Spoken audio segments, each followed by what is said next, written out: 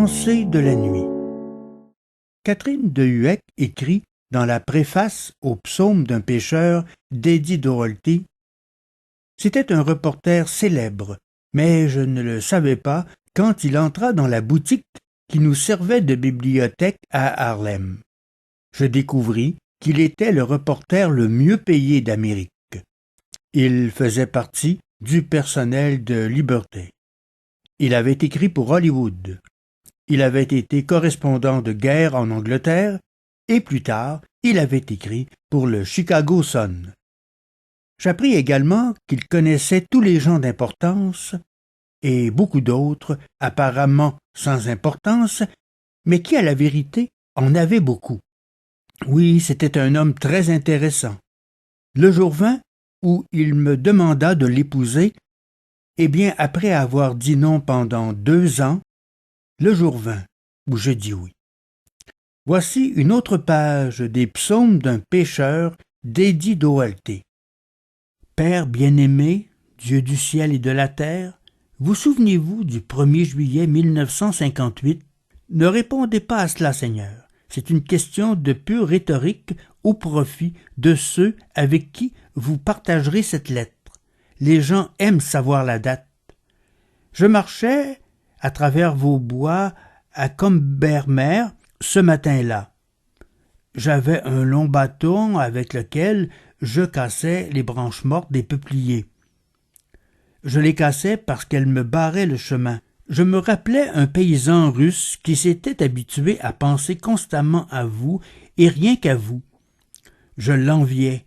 Il doit avoir connu une joie comparable à celle de Marie et de Joseph. Un ciel sur la terre. Mais je dois attendre, je crois, pour mon ciel, je dois attendre votre heure. Nous parlions de cela quand les corbeaux commencèrent à vous parler eux aussi, et le bosquet devint une chapelle en un lieu saint. Je vous dis, je suis un écrivain. Je dois penser à d'autres choses qu'à vous afin de vous servir comme vous le désirez. Je dois écrire des livres. Je suis un de vos apôtres laïcs. Je vis avec des gens, par les gens, de leur générosité et pour les gens. Je dois penser aux gens et à leurs besoins. Je vous aime à ma façon. Je vous aime autant que mon cœur niais et tacheté de péché puisse aimer. Je regardais les peupliers et les pins vous adorant, levant les bras vers vous. Il y avait des plaques d'épervières partout, des fleurs rouges et oranges. Je les ai regardées s'incliner et se prosterner devant vous. Elles ondulaient sous l'excès de leur amour, chantant vos louanges en silence. Elles avaient l'air de mares de feu, et leur parfum remplissait le monde. J'ai vu les roses sauvages grimper sur leurs tiges, afin de mieux vous voir, vous et Notre-Dame de la Trinité, notre rose mystique. Elles espéraient que vous alliez vous baisser pour les tapoter amicalement.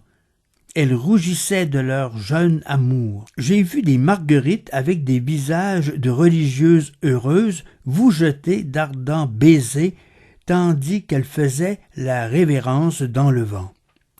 Une perdrix darda dessous les fougères et une couvée d'oisillons bruns émergèrent avec elles. Avais-je interrompu une réunion de prière chez les oiseaux?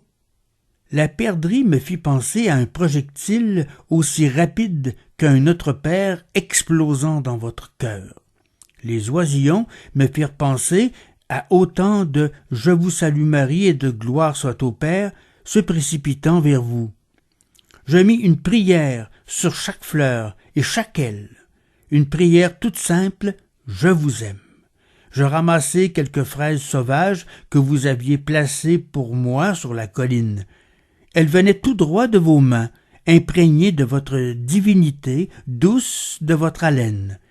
Ma mère disait, Dieu aurait pu sans doute faire un meilleur fruit, mais sans aucun doute, il n'en a jamais fait de meilleur. Elle ramassait des fraises avec moi dans le Wisconsin, Seigneur, quand j'étais petit garçon.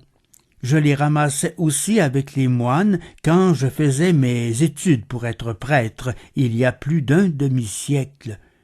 quel misérable prêtre j'aurais fait alors? Mon Dieu, dites à ma mère que j'ai pensé à elle avec les fraises sauvages et vous. Les fraises donnent leur douceur avec joie. La mûre est avare et bourrue, elle n'aime pas donner. Elle s'entoure de beaucoup de fils barbelés.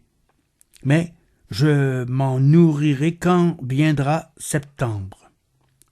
Il y avait beaucoup de mûriers dans le lieu saint, Seigneur, et 2 beaux champignons.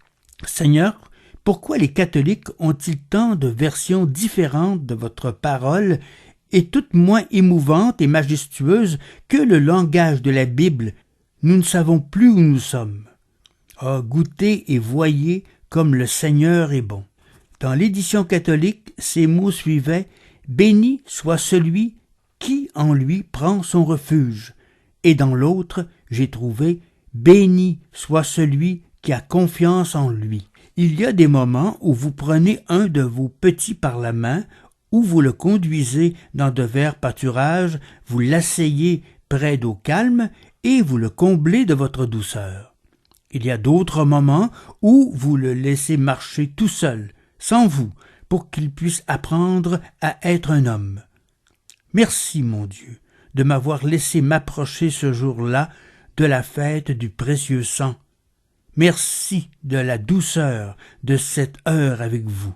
Je marche main dans la main avec vous. Laissez-moi continuer à vous aimer. Vous avez entendu ce soir un autre texte d'Eddie Dohalté tiré de son livre « Psaume d'un pécheur ».